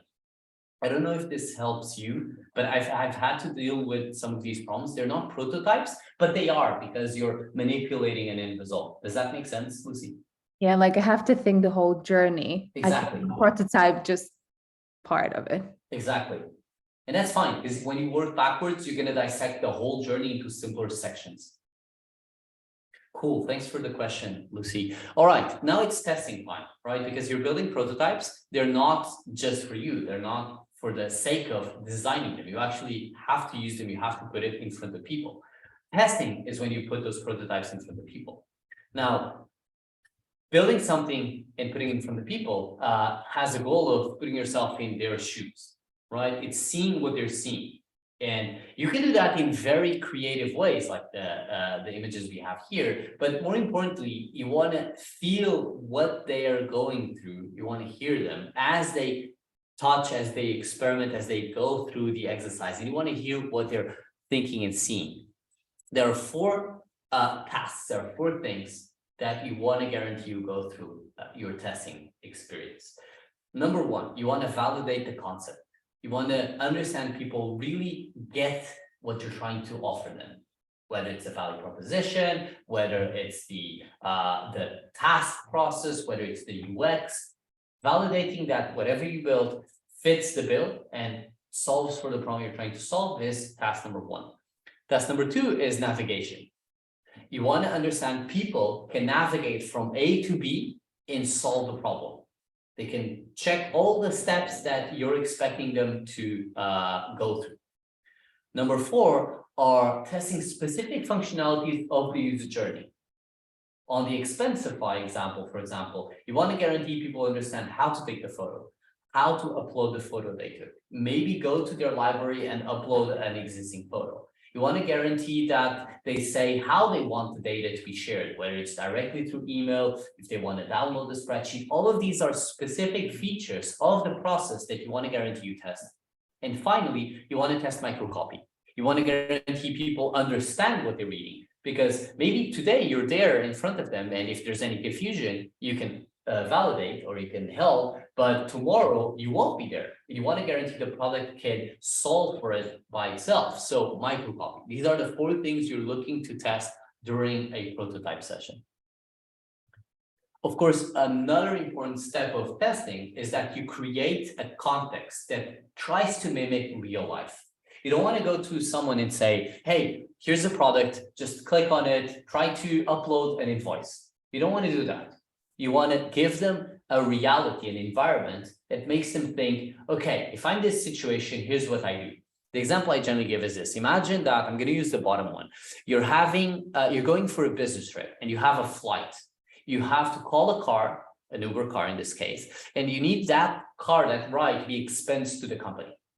Here's the product, run it down. The good thing about creating this environment is that people will tell you where they are. Generally, when this happens, am I at work? Am I at home? What do they do? So will I call a car when I'm still getting dressed, or maybe when I'm packing, or will I call the car exactly when I'm ready?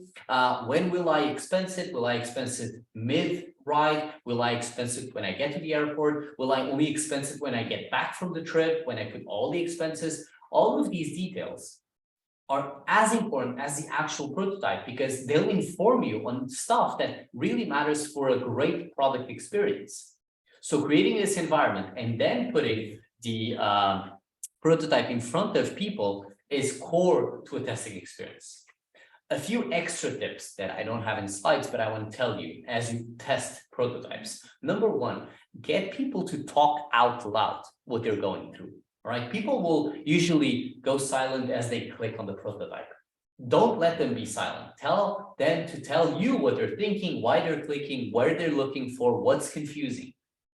Tip number 2, record tests. Record with your camera, maybe record your phone, get a recording happening, because you want to review those tests later on, especially if the entire team isn't actually participating in the test. You want them to see the recordings, because some people will see different things you may have maybe missed. Tip number 3, go as a pair. Don't test alone, test with someone else, because you want someone to conduct the test and help the person as they go through the test. And you want someone else to take some notes, maybe point to something you might have forgotten. So doing the test as 2 people, sometimes even more, is better than just going solo. Okay, so that's the goals. These are some just easy tips that will make your test much easier, much better. Any questions on tests? No? Okay, so some questions that you should definitely ask as you test stuff. You can go on simple questions like, what expectations would you have? Because people use products, they use solutions. Maybe they're looking at your prototype and they would expect something. Those expectations matter. Do you understand what's happening or not? What's confusing? What do you believe is missing based on the problems you're trying to solve? Do you see anything that is weird, unnecessary, maybe out of place? I love the question 8, like if you had a magic wand, what would you change? Sometimes you get some very interesting answers to this. They don't completely change the product solution, because sometimes people go crazy, but sometimes you actually get some really golden nuggets there. Of course, the goal with this is to continue iterating, because you're going to test a V01 and then you want to test a V02. But before, you got to review the insights and iterate, change the prototype. Then you test the 02 and you test it again. You can test it with the same users or different users. It won't matter. The results technically or generally are the same. And you want to keep iterating. And a lot of people ask, okay, but for how long? How long should I iterate and test? Well, what I generally recommend is you define a timeline. You say, I'm going to run this test for 2 weeks. a month, a week, doesn't matter. You define a timeline. And then you run as many iterations and testing processes as you can. Why do I define a timeline? Well, because it's always possible to add and iterate and polish just another thing. If you don't create a timeline, you'll be doing this forever, and you'll want to guarantee you ship. So imagine that you get to the end of the timeline and you don't feel it's there yet. What I generally do is I don't put what I don't feel it's ready in engineering. I start over. It feels radical, but if you've been iterating and you're not getting there, it means probably some of your core assumptions are wrong and you got to start from scratch. I prefer to do that because that's how I save money from building products that, and eventually the production version, so the version you ship, tells you again, this doesn't work. And that's a very expensive mistake. All right. There's a reason why, and I recommend you guys reading a Google Sprint or Design Sprint by Google Ventures. There's a reason why they run it in 5 days. That is a fixed timeline that tells you this worked or this didn't work. If you end the 5th day, they tell you start over. They don't tell you add another day. That's the same approach. That's the same process. All right. Make sense? Define a timeline for the skateboard version. I think that's a comment, not a question, right, Abbas? But that's exactly it. You want to define a timeline to build your skateboard that starts adding value to a few, so that eventually you start iterating towards your end product, the car. Cool. Any more questions? We have Lucy. Lucy, go for it. Okay, so let's say I had like back when you had that eight things tree where you started with a goal, you wanted to get more Uber drivers. Yeah. Then you had some opportunities, and one of them was I need to have a way for people to expense corporate rights. Yeah. And then I did one experiment, didn't really work, so I did another experiment. So how do I know by version 3 if I'm solving the right problem? It's just and maybe it's even the right solution, but my execution is bad, or it's the wrong solution to the right problem. Or even if I solve this and people can pay, can expense corporate rights, that will not get me more Uber riders. Maybe that will be some other metric, which I didn't think of. Maybe the ones that are already there will be happier, but it's not moving the thing that I actually wanted to move. You're asking the right questions.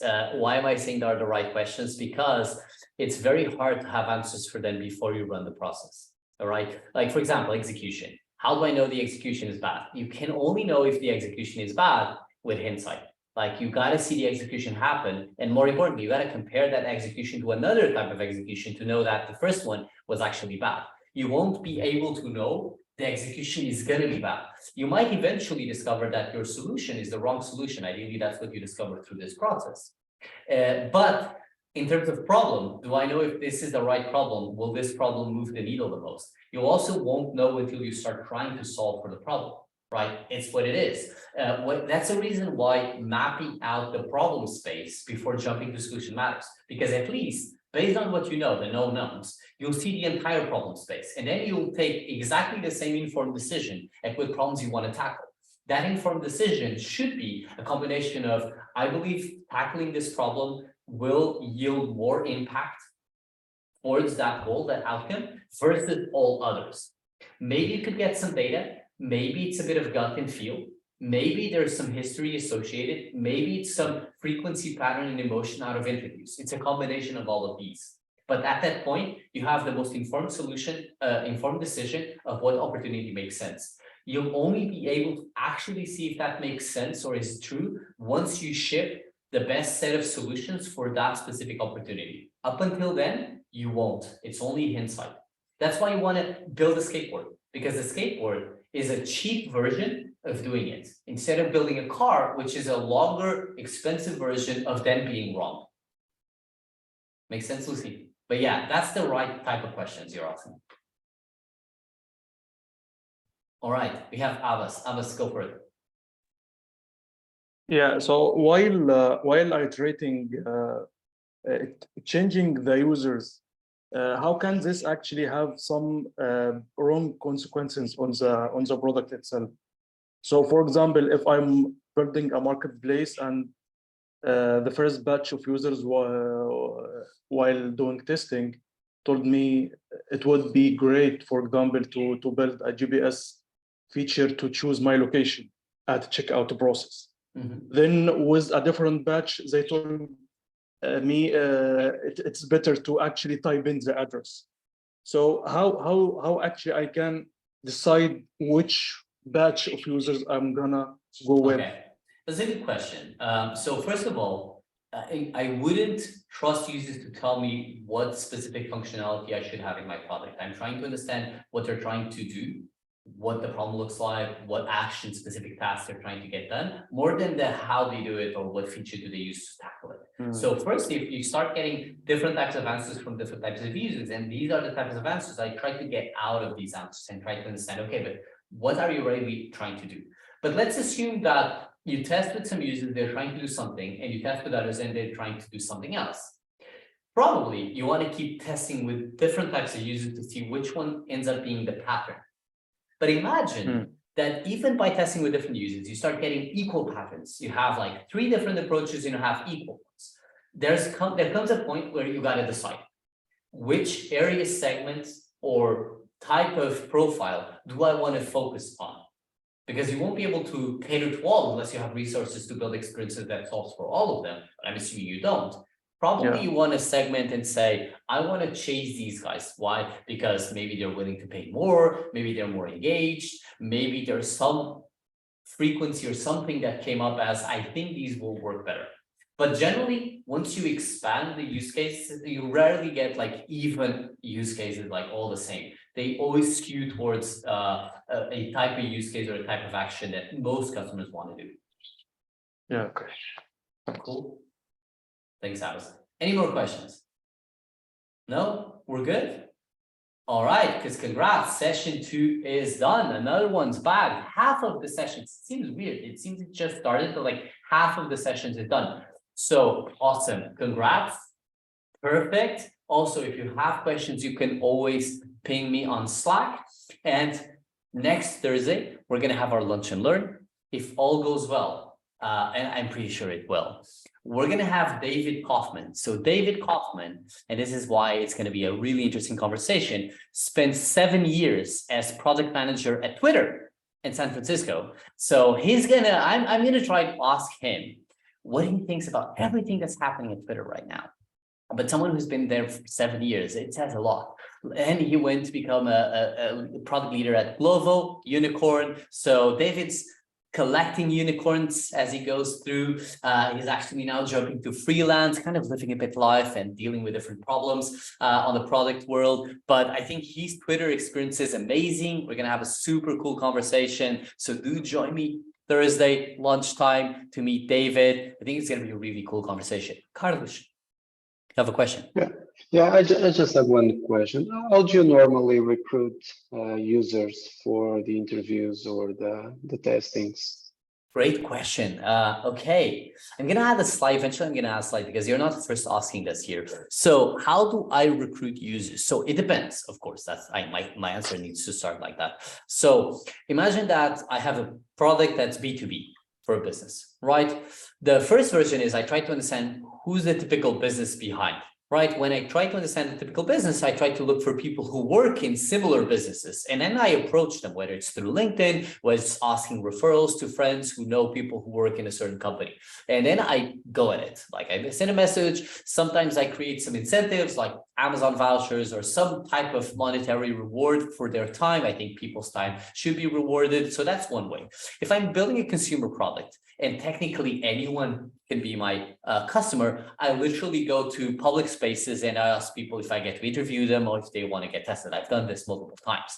If it's a consumer product or for a very specific type of segment, I try to find what variables define this type of person. Is it a young person? Is it someone who lives in a specific situation? Is it someone who works in a specific area? And I try to funnel them down, whether through social media, LinkedIn, maybe Twitter, or maybe Instagram. I try to find one way and then I reach them out and say, look, I'm trying to test this. I want to interview this because of A, B, and C. You should fit the subject. Would you give me 20, 30 minutes of your time? I can reward you this way. This is generally how I go, but it has to do a lot with like interviewing and reaching out to people and maybe letting them know why they would fit.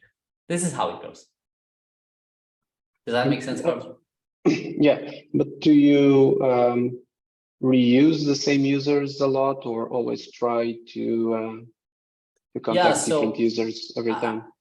It depends a bit as well. I mean, if it was really hard to recruit the early users, I'd probably reuse them, because if it's a hard process going again at the process of recruiting users, I oftentimes I go like, oh no, same users is okay. You'd be surprised how fast people forget what they test. So recruiting the same users is fine. If it was easy, like you can use a useronboarding.com or usertesting.com, whatever, then yeah, finding new users is also easy. So I could go at new users. They come with a fresh perspective.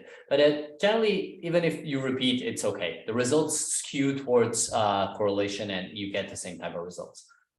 Okay, thank you. Cool. All right. I think we're done. 7:59, at least in my time zone. That's almost on purpose. It seems I do this by design, like straight on time. Okay, see you everyone Thursday. We're going to share the recording. I hope you enjoyed session number 2. I hope you're excited for Lunch and Learn number 2. We're going to keep going. Every week is going to be like this. Have a great start of the week. Cheers, everyone. Bye. Bye. Thank you. Bye. Bye. Bye. Thank you.